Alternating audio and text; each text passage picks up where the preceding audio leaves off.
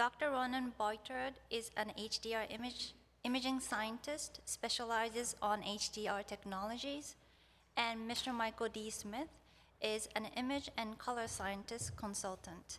They will be presenting using high dynamic range home master statistics to predict the dynamic range requirements for cinema. As we see new technologies being introduced into theaters like HDR cinema, this study introduces an interesting approach to how to define the requirements for the images for these HDR cinemas, starting from the statistic analysis of HDR home master and translating that into cinema environment. An approach going from the opposite direction of where traditionally images are typically defined for cinema environment first and translated to the home environment. Please welcome Dr. Boitard and Mr. Smith.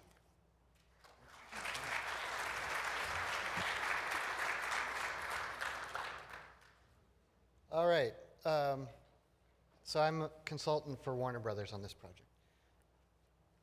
So we're going to talk about motivating this work, analysis of home HDR statistics, a model to project those into the cinema environment, and then what happens when we look at those projected statistics and what does it mean for display requirements. So I did this work with the whole group of people, and Ronan is going to cover the last half, and I'm going to cover the first half. So, all right, so as you know, HDR home displays, there's two basic technologies, and they basically both have dramatically better dynamic range than SDR home displays and actually SDR cinema. So that kind of creates a little awkward situation where the cinema from a display point of view is actually not as good as what's possible in top HDR home displays.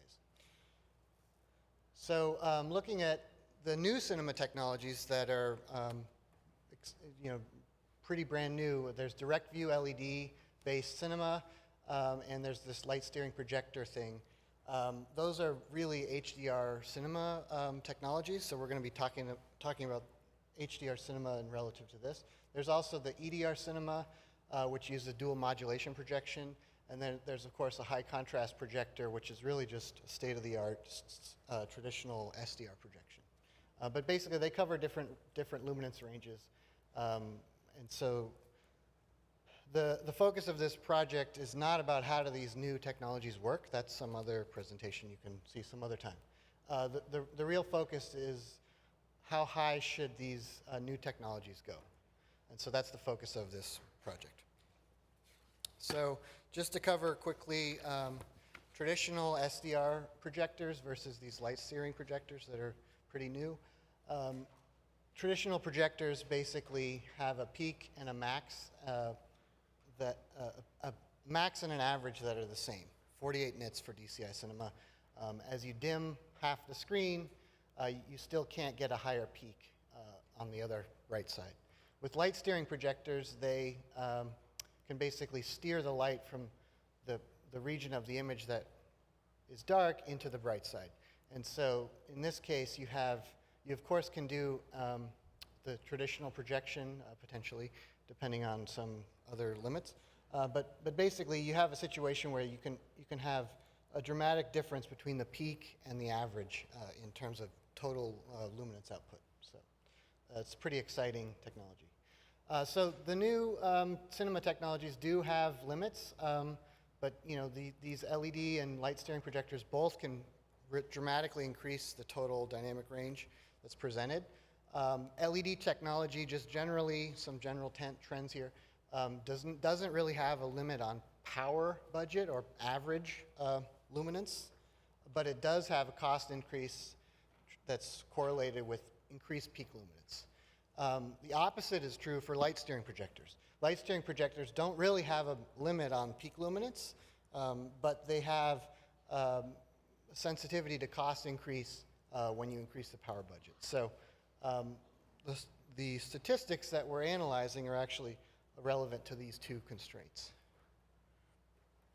So, and getting back to the higher level point of defining what is HDR cinema, there's some risks associated with doing that type of work. If you define it to be too low of a performance, the good thing about that is it's low cost and it can quickly deploy. But the bad part is that the quality differential between what's possible in the home is limited, and it may not even be dramatically different than what's possible with traditional cinema. The opposite side of that trade-off is if the display performance is too high, the high cost of the display potentially would slow the adoption rate. But the benefits would be, it would be awesome, maybe never viewable anywhere else other than this new experience. And so the drawback of shooting too high with the performance is that you basically could risk not having enough screens to actually justify creating the content in the first place, because it costs money to do that. So how do you find a balance between these performance trade-offs and cost trade-offs, especially when little or no HDR cinema currently exists? So the strategy we're using here is to basically use home HDR content and derive HDR cinema requirements from that. We currently have lots of home HDR content at this point. So just taking it step by step here, it was great that Pete presented that stuff about histograms first. So thank you, Sally and David, for organizing that. It's going to make my presentation easier. So here's a histogram, a little different, but it's a similar story. Basically, you have the frequency of occurrence and then the luminance levels here. The black line is an example frame of SDR, and basically there's a peak at 100 nits, like you're all familiar with. And then the red line is the HDR histogram for an HDR version of the same frame. Some of the things you'll notice is this spike at 100 nits, which corresponds to the peak, the highlights being clipped and the glitter and this tray here. Whereas in the HDR image, there's basically a long tail, which means that fewer and fewer pixels are getting brighter and brighter, but they are getting brighter. There is no clipping in these highlights. So all this beautiful detail in the glitter here and this scratched, dented tray become visible if you view this in HDR. So that's what a histogram looks like. If you average this, if you take the average of these pixels in SDR, the average frame light level is about 20 nits in this particular frame. In the HDR, if we do the same averaging process, it's about 40 nits. So there's also a shift to be higher in bright scenes like this. But it's not 10 times the average, it's 2 times. So it's not dramatically different. But then the spike here is at 100 versus about, the total brightest pixel is about 2,500 nits here. So like I said, we did a statistical analysis of 41 different titles from Warner Brothers. That's about 83 hours of content analysis, and it's about 7 million frames. Most of those contents were graded on the Dolby Pulsar 4,000 nit monitor, which also has a high peak, a high maximum average of about 3,000 nits. Some of them were graded on the Sony OLED X300 model, which is also very popular in the industry. That has a lower peak luminance of 1,000 nits and about 170 nits of maximum average. So the statistics, so we calculate a lot of statistics, but we're going to focus really on 2 types of statistics here. One is the frame average light level. Sometimes we call it fall, but it's really just the frame average in luminance. And then there's percentile. Percentiles, the high percentile values are going to represent where the highlights sit in the image. And so it's a little more complicated to talk about percentiles, but basically you have X percentile is equal to Y nits, which means that X percent of the pixels are less than Y nits, luminance. So an example of that is if you have a value of 1,000 nits for the 99 percentile, that means that 99% of the pixels in that frame have a luminance value below 1,000 nits, while 1%, the leftover between 99 and 100, is above 1,000 nits. So here's the detailed process that we went through, basically in 3 steps. The first step was just raw data analysis to generate this histogram information. So for each of the 7 million frames in our analysis set, and for each pixel in those frames, just corresponding to the active area, not the letterbox that can be common in home releases. We calculate the max RGB pixel value. We build a histogram for max RGB values like what I showed you on the previous slide. For that frame, we then use the max histogram to calculate the frames average and the frames percentiles. And there's a percentile set that's increasingly diminishing at the high end. So after we generate all these statistics, we then look at an independent analysis of the average and the percentile. And we calculate a histogram of the average values, of the 7 million average values, and we use that to calculate a percentile. And we do the same thing with the percentile values. We calculate a histogram of the percentiles, and then we can calculate percentiles of percentiles, which sounds really awkward, but is actually very intuitive after you give it enough time to settle in. And then the third step is we did a combined analysis where we combined the average and the highlight information in a joint histogram, and we then calculate those percentiles as well. So, so here's what the frame average statistics look like for the 7 million frames of the home HDR titles. What you can see is that a lot of the frames are don't have a high average. 90% of the frames have an average below 50 nits. Very few frames are above 170 nits. And so we can, instead of showing you a percentile plot, it's simpler to just pick nits levels and show the percentile values here. So what this means is that the power budget is much lower than the peak luminance in general. And say, for example, if the power budget is 100, that would make it, that limitation would cover 96% of all the 7 million frames we analyzed. There'd still be frames above that were, explosions or something that would be much brighter. But as you increase the power budget, you get less and less percent of these frames covered. So that's the frame average statistics. The histogram of the percentiles is shown here for 4 different percentiles. Max, which is 100%, 99.99 is the green line. The blue line is 99.9, and the black line is 99%. And so, similar story here, but basically most of the frames don't go over 500 nits from a statistics point of view, and only a few frames go above 1,000 nits. There's actually a little spike here at 4,000 because of clipping that happens actually at 4,000 in some workflows, but it's still very minor. So what this means here, so you can do the same type of table presentation of the percentiles.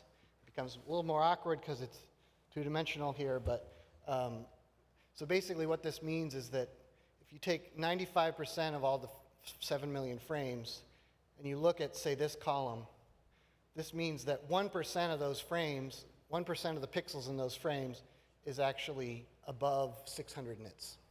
That's what this means. So you can say the same thing about all these other points here, but that's what this data presentation looks like. And then this new kind of analysis here is a joint analysis between frame average and highlights. And so here we're plotting using the highlights from the 99 percentile and the 99.9 percentile. There's more plots in our actual paper, but basically the interesting part of this is that there's a linear relationship between the fall, or the average, and the percentile value, the highlights. So what this means is that if you have a frame average of, say, 20, then your distribution of highlights is going to be pretty limited to be in this range. It's not going to be down here. And so in this case, the average of this distribution is about a factor of 10 line. So for the lower percentiles, 99, you can get away with estimating a factor of 10 to be the average of the distribution. So 100 would be 1,000, 20 would be 200. The upper limits of that distribution would be 100 times more than the average. If you change the percentiles to go to a smaller area, so they're generally brighter highlights, the distribution changes and spreads out a little bit, but it's basically the same type of relationship exists. The factors increase because the highlights increase, but there's still this linear relationship. We're not showing you the uncorrelated results because it's less interesting, but if you did, say, a median or something like that, that would have less correlation, and that would look more flattened out. So that's the sort of basic introduction of the home statistics analysis. The key points are that the peak luminance is only used for a small number of the frames. The power budget can be dramatically less than the peak luminance. A factor of 20 would cover a power budget of 200 nits for a 4,000 nits peak. There's also this linear relationship between highlights and average nits values. So why is that important? That lets us project these values into the HDR cinema environment, for one. And so I think we're going to transition here. So Ronan will take over. So as we mentioned, we analyze the HDR home high dynamic range usage, and then we will try to translate that to the cinema environment. Why do we need a translation? Well, in cinema, content is usually mastered at lower luminance value for several reasons. The first one is because actually at lower luminance value, that's where we resolve the highest dynamic range. That's where our rods and cones in the human eye are both active, so we have a wider vision on range. Also, cinema is a much bigger screen, so usually you don't need to reach the same peak luminance to have the same impact on brightness. There's also, just doing that requires less expensive display system. So all of that is actually possible because the ambient illumination is controlled within the cinema. So having a controlled ambient illumination allows you to pick the best range to where grade the movies.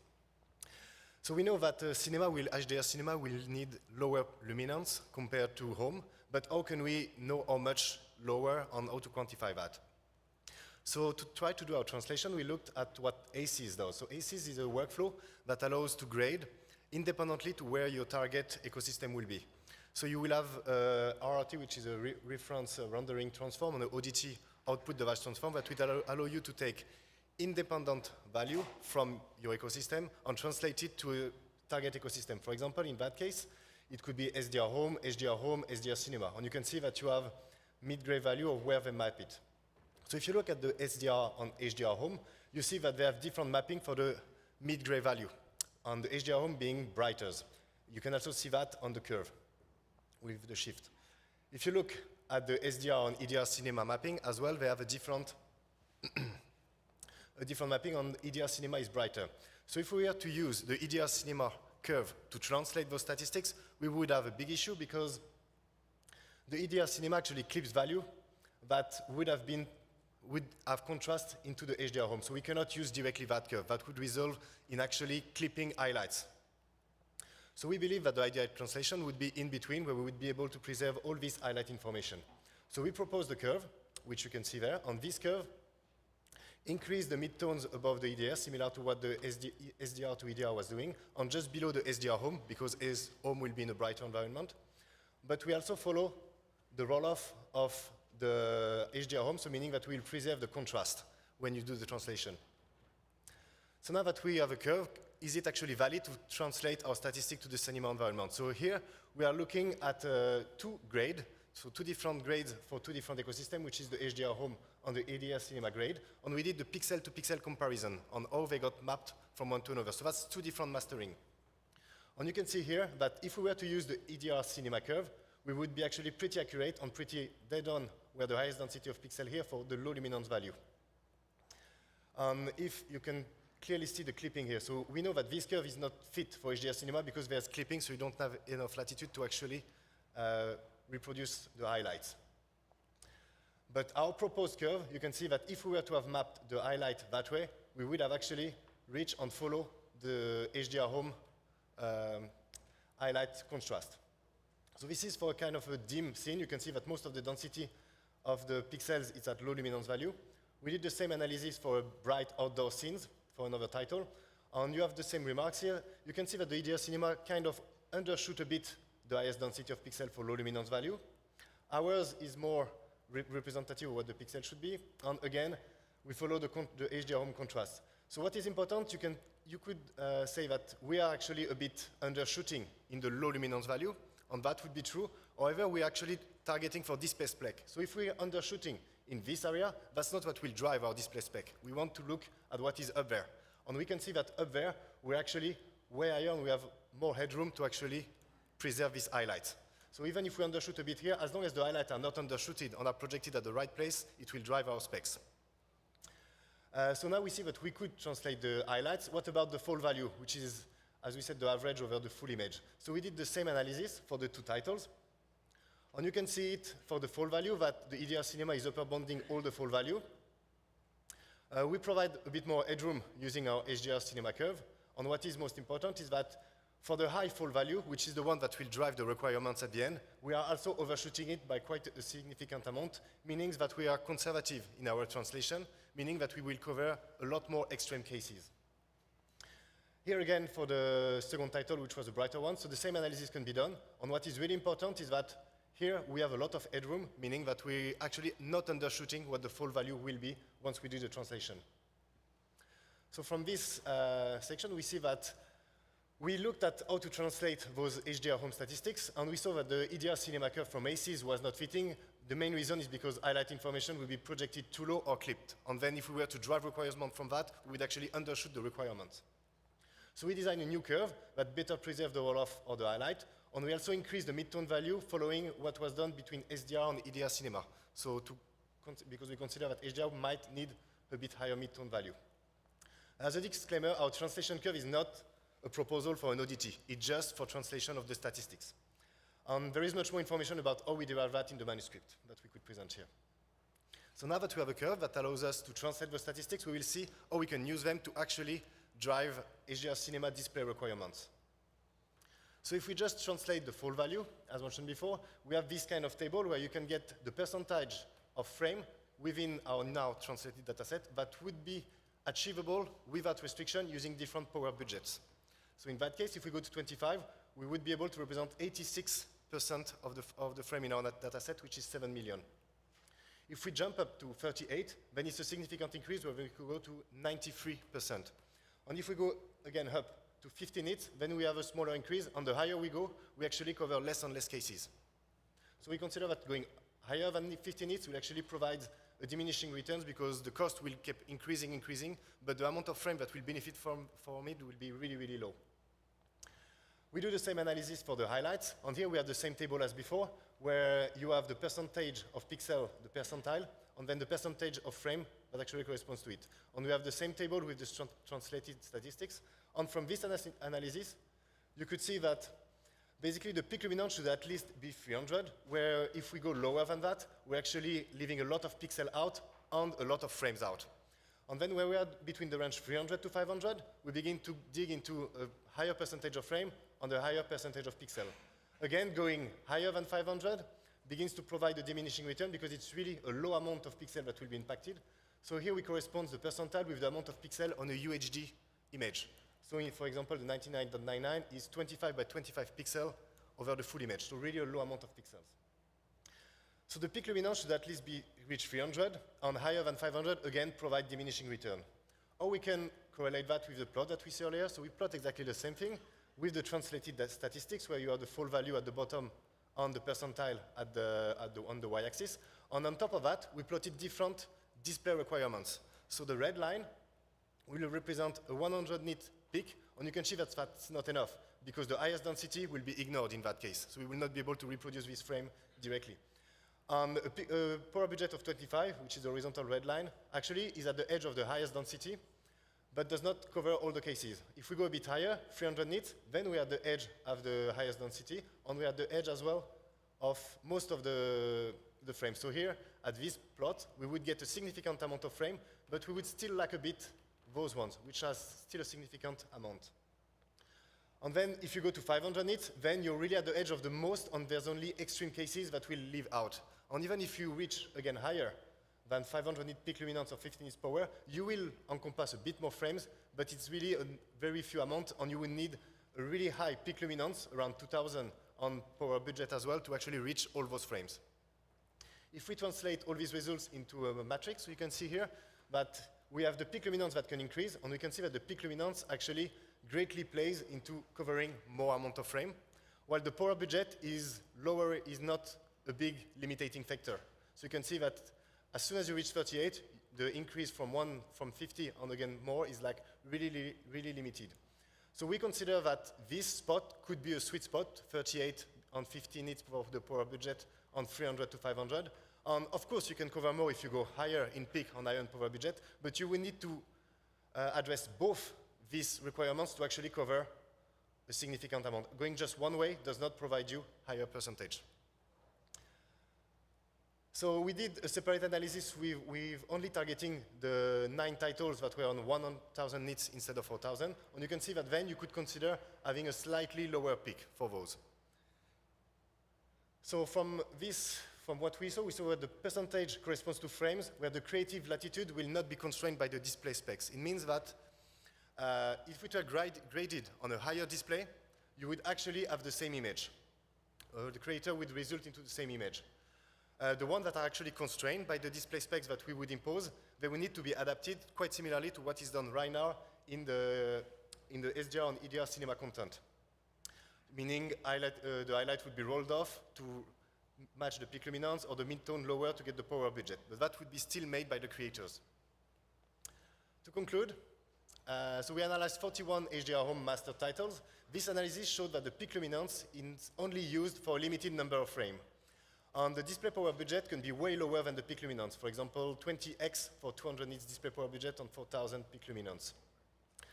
An interesting finding was that the fall on peak highlights are not independent of each other, but they have a linear relationship, and they depend on one another. We show that using the ACES EDR cinema curve was not fitting to do our translation, so we created a new one that removes the EDR clipping of the highlights and increase the midtone value. We applied this translation, and the main result of our paper shows that the minimum HDR cinema display requirement should be at least 38 nits on 300 peak luminance. But for backward compatibility with current HDR DCI cinema, you actually would need 48 nits. So most likely going to 38 is actually too low. And we evaluate the gain of reaching higher capabilities, and we show that above 50 on higher than 500 nits, both attributes provide a diminishing return. Just some note on what we did. There is a lot more data than what we could present here. About our study, so obviously it does not encompass every specific creative intent. It's limited to the data set that we had to our disposals. The translation was designed very conservative, meaning that we would encompass a higher amount of case and then have display specs that would be a bit higher than most likely what would be needed. All the titles were graded on a pulsar. Overgrading monitor or workflow might result in totally different requirements, obviously. And this is not an ACES ODT proposal. Because that will need to be verified once we have actually the display.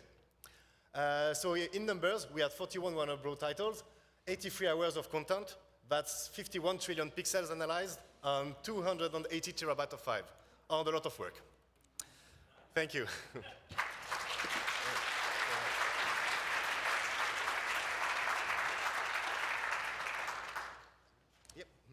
So if anybody has a question?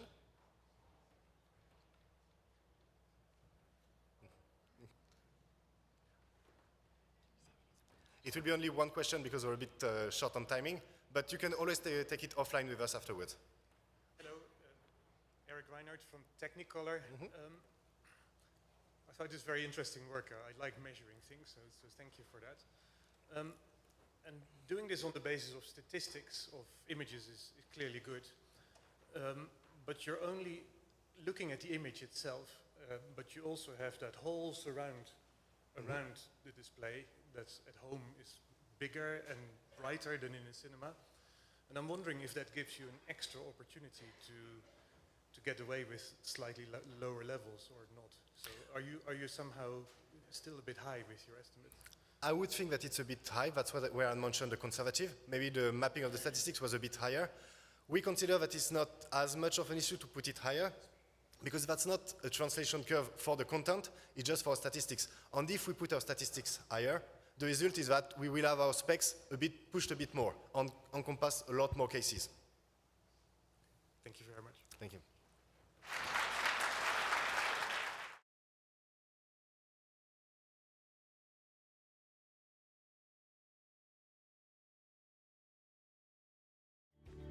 Thank you for watching. If you enjoyed this video, please tap the like button and also subscribe to our channel to receive notifications when we add new content. For more information about us, please visit SMPTE.org. We'll see you next time.